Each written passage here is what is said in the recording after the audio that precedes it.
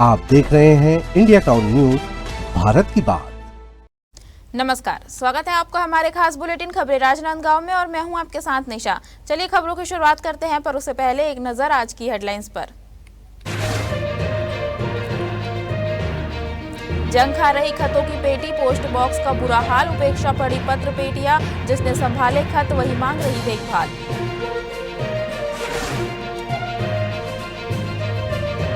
31 जुलाई तक कराए फसल बीमा, अल नीनो का असर, बढ़ी किसानों की चिंता, फसल सुरक्षा का सुनहरा मौका।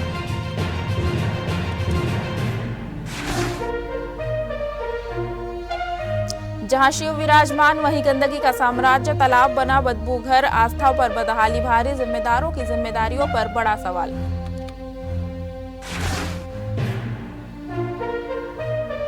गुम मोबाइल बरामदगी अभियान, बसंतपुर पुलिस ने लौटाए 25 गुम मोबाइल, एसपी के निर्देशन में चल रही थी मोबाइल खोज मुहिम।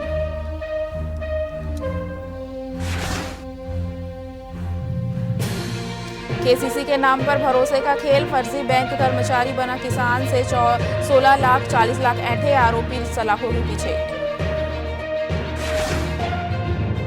टेडेसरा औद्योगिक क्षेत्र में एक दर्दनाक हादसे ने मजदूर सुरक्षा पर सवाल खड़े कर दिए हैं। आपको बता दें, फैक्ट्री में काम के दौरान करंट की चपेट में आने से एक मजदूर की मौत हो गई। घटना की खबर फैलते ही मृतक के परिवार, ग्रामीण और किसान बड़ी संख्या में फैक्ट्री के बाहर पहुंच गए और न्याय की मांग को लेकर प्रदर्शन शुरू कर दिया।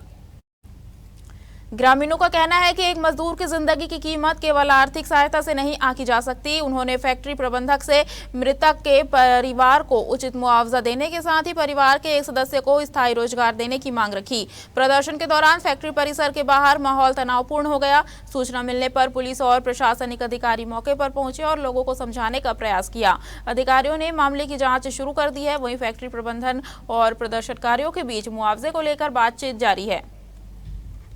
हाँ, ये करीबन जैसा इन लोगों ने अभी तक बताया है 10 सवा 10 बजे की घटना है और उसको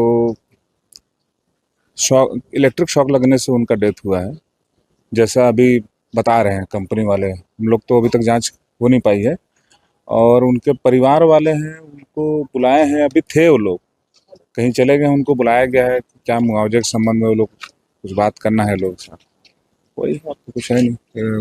इसका नाम, जो मृतक है उनका नाम पुरानिक विश्वकर्मा है। ये नवागांव के निवासी हैं। करीबन 27 साल उनकी उम्र बताई जा रही है। यहाँ मौके पर आप नहीं, मुझे घटना की सूचना लगभग 11:30 बजे मिले, तो मेरे गांव वाले के नागरिक है जो उससे मिले हैं, गांव वाले के थ्रू। तो मैं ना यहाँ जस्ट सुनने के बाद, घटना स्थल पे सुनने के बाद जस्ट आई हूँ। टीआई सर को भी जानकारी पूछी हूँ कि सर आपके पास जानकारी दिए है क्या कोई कि कंपनी में कुछ घटना हुई उसके बारे में, तो हम लोग को पता नहीं है करके। तो मैं ना जानकारी उनको दी हूँ, तब जाके टीआई सर लोग ना फिर पुलिस वाले को, प्रशासन को फिर भेजे यहाँ। तो हम लोग यहाँ पे आए ना, तो यहाँ ताला बंद था। अच्छा, ताला लगा दिया। हाँ, और हम लोग को फिर देखे ना, फिर डबल ताला लगा दिया। आज 11 बजे हमें फ़ोन के माध्यम से जानकारी मिला कि नवागांव का लड़का का मृत्यु ओरिएंट इस्पात कंपनी में हो गया है। और मैं तुरंत ना देरी करते हुए मैं सरपंच मैडम को लेके यहाँ पहुँचा और उसके बाद यहाँ देखा तो पूरा कंपनी का पूरा लापरवाही सामने आया। यहाँ कोई भी सेफ्टी व्यवस्था, कोई भी कुछ भी नहीं है। इसमें एफआईआर तो होना ही चाहिए कंपनी के खिलाफ। बिल्कुल, यहाँ पे कंपनी की लापरवाही के कारण ही उसकी मौत हुई है। ना उसको यहाँ ना ग्लव्स दिया गया है, ना उसको पहनने के लिए कोई हेलमेट है। और आप कंपनी में जाके देखेंगे, यहाँ कोई प्रकार की सुविधा नहीं है इनके द्वारा। इन लोग सिर्फ अभी तक पता नहीं क्या, किससे मैनेजमेंट भी कोई जवाब नहीं दिया है। क्या करना चाह रहे हैं इन लोग, बताओ। किस तरीके की कार्रवाई चाहते हैं? हम लोग जो उचित मुआवजा है उनके परिवार वालों को मिल जाए, यही चाह रहे हैं। राजनांदगांव शहर में लोगों की सुविधा के लिए लगाए गए कई पोस्ट बॉक्स अब अपनी ही हालात की कहानी बयां कर रहे हैं। जिन पत्र पेटियों में कभी लोगों के सुख दुख के संदेश पहुंचते थे, आज वही जंग, धूल और उपेक्षा का शिकार नजर आ रही है। शहर के कुछ स्थानों पर लगी पत्र पेटियों की हालत इतनी खराब है कि लोगों को समझ नहीं आता कि इसमें चिट्ठी डाले भी या नहीं। कहीं रंग रोगन गायब है तो कहीं रखरखाव के अभाव में ये सुविधाएं सिर्फ दिखावे की वस्तु बनकर रह गई है। दरअसल डिजिटल दौर में भले ही चिट्ठियों का चलन कम हुआ हो, लेकिन सरकारी दस्तावेज, आवेदन और जरूरी पत्र भेजने के लिए आज भी डाक सेवा की जरूरत बनी हुई है। आपको बता दें, राजनांदगांव डाक संभाग में नागरिकों को विभिन्न डाक सेवाएं उपलब्ध कराई जा रही है। ऐसे में सार्वजनिक स्थानों पर लगी पत्र पेटियों का व्यवस्थित रहना भी जरूरी है। लोगों का कहना है कि अगर शहर में पत्र पेटियां लगाई गई हैं तो उनकी नियमित सफाई, रंगाई, पुताई और मरम्मत भी होनी चाहिए ताकि यह सुविधा सिर्फ इतिहास की निशानी बनकर ना रह जाए। राजनांदगांव के प्रसिद्ध शीतला मंदिर परिसर के पास स्थित बूढ़ा सागर आज अपनी बदहाली की कहानी खुद बयां कर रहा है। दरअसल जिस स्थान पर भगवान शंकर की प्रतिमा श्रद्धालुओं की आस्था का केंद्र है, उसी के चारों ओर गंदगी, सड़ता पानी और फैली जलकुंभी प्रशासनिक उदासीनता की तस्वीर पेश कर रही है। तालाब का पानी इतना दूषित हो चुका है कि आसपास से गुजरने वाले लोगों को तेज बदबू का सामना करना पड़ता है। जलकुंभी ने पानी की सतह को लगभग पूरी तरह ढक लिया है, जिससे तालाब का प्राकृतिक स्वरूप भी खत्म होता जा रहा है। धार्मिक स्थल होने के बावजूद सफाई और रखरखाव की स्थिति चिंताजनक बनी हुई है। हर दिन यहाँ दर्शन के लिए आने वाले श्रद्धालु और स्थानीय लोग इस बदहाल व्यवस्था को देखकर सवाल उठा रहे हैं कि आखिर आस्था के इस केंद्र की सुध लेने वाला कौन है। मंदिर परिसर के आसपास स्वच्छता बनाए रखने के दावे तो किए जाते हैं, लेकिन बूढ़ा सागर की मौजूदा स्थिति उन दावों की हकीकत उजागर करती है। अब जरूरत केवल सफाई अभियान की नहीं, बल्कि तालाब के संरक्षण, जलकुंभी हटाने और नियमित रखरखाव की भी है, ताकि बूढ़ा सागर फिर से अपनी पहचान और धार्मिक गरिमा के अनुरूप दिखाई दे सके। राजनांदगांव पुलिस द्वारा गुम मोबाइलों की तलाश एवं बरामदगी के लिए चलाए जा रहे अभियान के तहत थाना बसंतपुर पुलिस ने बड़ी सफलता हासिल की है। पुलिस ने अलग अलग स्थानों से गुम हुए 25 मोबाइल फोन बरामद कर उनके वास्तविक स्वामियों को वापस सौंप दिए। बरामद मोबाइलों की अनुमानित कीमत करीब 3,75,000 रुपए बताई गई है। दरअसल पुलिस अधीक्षक अंकिता शर्मा के निर्देशन में गुम मोबाइलों की खोजबीन लगातार की जा रही थी। इसी कड़ी में थाना बसंतपुर पुलिस टीम ने तकनीकी माध्यमों एवं सतत प्रयासों से विभिन्न कंपनियों के 25 मोबाइल फोन खोज निकाले। शुक्रवार को थाना परिसर में आयोजित कार्यक्रम के दौरान सभी मोबाइल फोन विधिवत सुपुर्दनामा तैयार कर उनके वास्तविक मालिकों को सौंपे गए। मोबाइल वापस मिलने पर आवेदकों के चेहरे पर खुशी नजर आई। उन्होंने पुलिस की कार्रवाई की सराहना करते हुए जिला राजनांदगांव पुलिस एवं थाना बसंतपुर पुलिस के प्रति आभार व्यक्त किया। शहर की सड़कों पर बढ़ते यातायात दबाव को कम करने नगर निगम ने अब सख्ती से पहले संवाद का रास्ता अपनाया है। इसी कड़ी में नगर निगम आयुक्त GR मरकाम ने यातायात प्रभारी और निगम यातायात टीम के साथ गुड़ाखू लाइन का पैदल निरीक्षण किया। निरीक्षण के दौरान आयुक्त ने दुकानदारों से सीधे संवाद करते हुए अपील की है कि दुकान के बाहर सामान फैलाकर या लटकाकर व्यवसाय न करें। उन्होंने कहा कि सड़क और फुटपाथ आम लोगों के सुगम आवागमन के लिए है, इसलिए व्यापारिक गतिविधियां दुकान की निर्धारित सीमा के भीतर ही संचालित की जाए। नगर निगम की टीम ने दुकानदारों को समझाइश देते हुए कहा कि व्यवस्था बनाए रखने में व्यापारियों का सहयोग सबसे अहम है। निगम ने स्पष्ट किया कि पहले चरण में जागरूकता और समझाइश के माध्यम से व्यवस्था सुधारने का प्रयास किया जा रहा है, ताकि बाजार क्षेत्र में यातायात सुचारू और आम नागरिकों को राहत मिल सके। वक्त हो चुका है छोटे से ब्रेक का। बनी रहिए इंडिया टाउन न्यूज के साथ। क्या आप बाल झड़ने से परेशान हैं? अब अपनाइए प्रकृति की शक्ति, पाइए घने चमकदार बाल और खूबसूरत दमकती त्वचा। प्रकृति का वरदान Rukhsana shine herbal beauty combo kit, प्राकृतिक जड़ी बूटियों से तैयार। अब पाइए खूबसूरत चमकते बाल और त्वचा।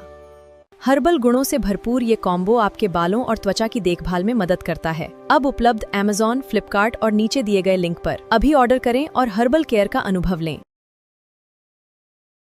खैरागढ़ छुईखदान गंडई जिले के छुईखदान में भगवान जगन्नाथ की भव्य रथ यात्रा आस्था और परंपरा का अनूठा संगम बन गई। हजारों श्रद्धालुओं ने भगवान के रथ को खींचकर पुण्य लाभ अर्जित किया। पूरे नगर में जय जगन्नाथ के जय घोष गूंजते रहे। वहीं जगह जगह भंडारे और पुष्प वर्षा से रथ यात्रा का स्वागत किया गया।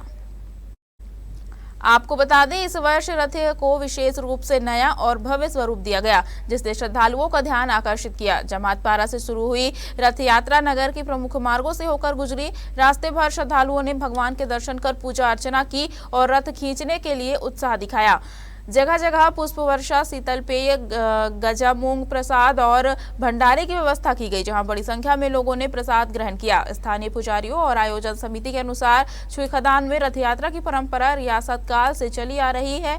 हर वर्ष यह आयोजन श्रद्धा और उल्लास के साथ मनाया जाता है, लेकिन इस बार श्रद्धालुओं की संख्या और आयोजन की भव्यता ने इसे खास बना दिया।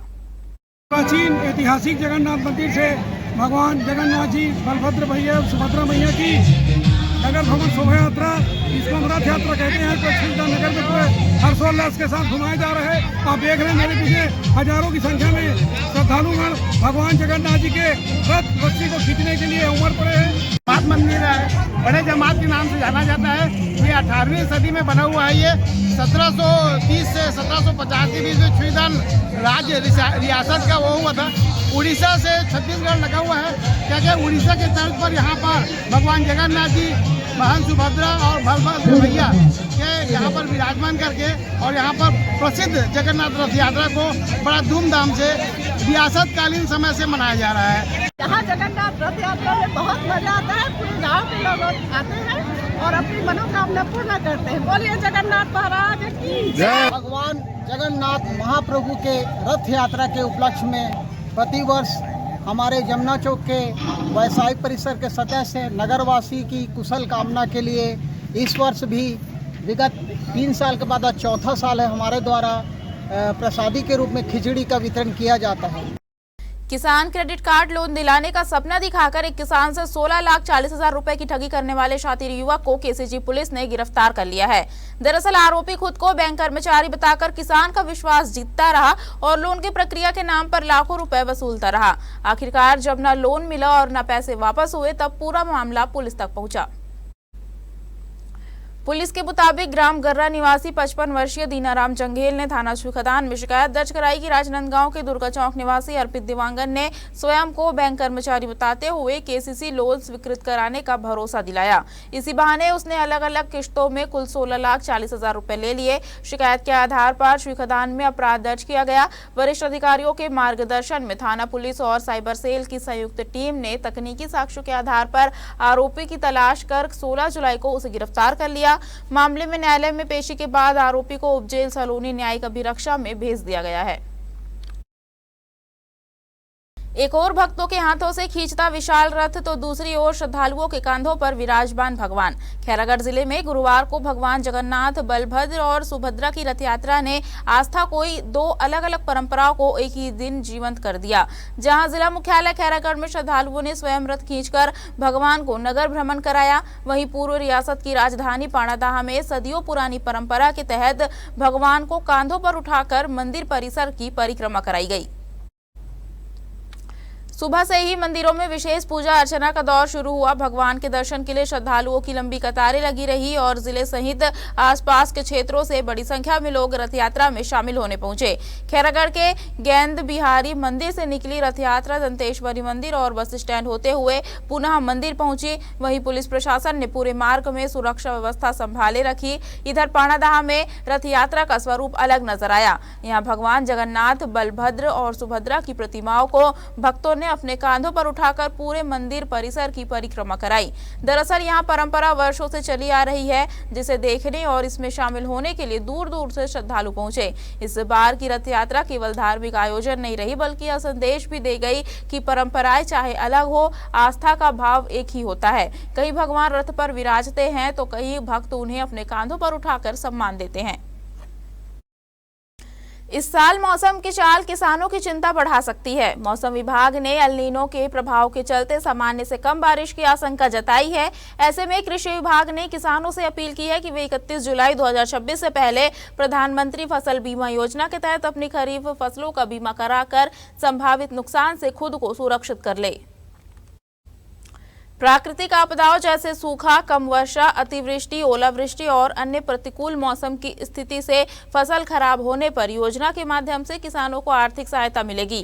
खास बात यह है कि किसानों को बीमांकित राशि का केवल 2% प्रीमियम ही जमा करना होगा, जबकि शेष राशि केंद्र और राज्य सरकार वहन करेगी। आपको बता दें, इस योजना का लाभ केवल ऋणी किसानों तक सीमित नहीं है। अऋणी, भूधारक और बटाईदार किसान भी आवश्यक दस्तावेजों के साथ पंजीयन कराकर योजना का लाभ ले सकते हैं। जिले में इस बार धान, मक्का, सोयाबीन, मूंगफली, अरहर, उड़द, मूंग, कोदो, कुटकी और रागी जैसी प्रमुख खरीफ फसलों को योजना में शामिल किया गया है। उप संचालक कृषि टीकम सिंह ठाकुर ने विभागीय अमले को गांव-गांव जाकर किसानों को योजना की जानकारी देने और अधिक से अधिक पंजीयन कराने के निर्देश दिए हैं। उन्होंने किसानों से अंतिम तिथि का इंतजार न करने और समय रहते बीमा कराकर मौसम की अनिश्चितताओं के बीच अपनी मेहनत की फसल को आर्थिक सुरक्षा देने की अपील की है। हाँ, फसल बीमा ऐसा होता है कि जैसे हम लोग कर्जा लेते हैं, खातू वातू कर्जे में लेते हैं तो ऑटोमेटिक फसल बीमा हो जाता है। उसमें पैसा कुछ करने की फॉर्मेलिटी जमा करने की ज़रूरत नहीं पड़ता। और जैसे कोई नया है उसको करना पड़ता है फसल बीमा के लिए। जैसे किसी को कर्जा नहीं लेना है, खातू नहीं लेना है तो उसको पंजीयन करानी पड़ेगा। यहीं से बीमा हो जाती है? हाँ, यहीं से डायरेक्ट बीमा हो जाता है। अच्छा, ये किसानों को किस तरह का लाभ मिलता है? मान लो अगर अब जैसे किसानों को लाभ मिलेगा, जैसे ज़्यादा पानी गिर गया, धान नुकसान हो गया, उसमें फसल तैयार नहीं हुआ, उसमें मिलना ही पड़ेगा, उसको क्लेम देंगे। वहाँ जाके पटवारी से नक्शा कसरा निकलवा के, वो जैसे एरिया है, जो एरिया में ख़राब हो गया धान, उपज नहीं हुआ, तो उसमें क्या है पटवारी द्वारा होता है पंजीयन, उसके बाद फिर मिल जाता है फसल भी, उसमें कोई दिक्कत नहीं है। केंद्रीय बैंक मर्यादित अंतर्गत 4 जिले आते हैं, राजनांदगांव, खैरागढ़, मोहला एवं कबीरधाम। चारों जिलों में प्रधानमंत्री फसल बीमा के योजना के तहत कृषकों से फसल बीमा कराया जा रहा है। खरीफ फसल में मुख्य फसलें हैं धान, मक्का, कोदो, कुटकी, रागी, सोयाबीन, मूंगफली, तुअर, मूंग एवं उड़द।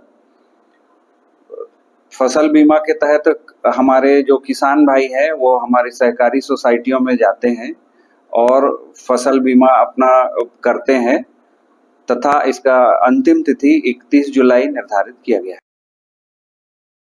हमारे खास बुलेटिन खबरें राजनांदगांव में फिलहाल इतना ही। अब मुझे दीजिए इजाजत और आप देखते रहिए इंडिया टाउन न्यूज, भारत की बात। नमस्कार। आप देख रहे हैं इंडिया टाउन न्यूज, भारत की बात।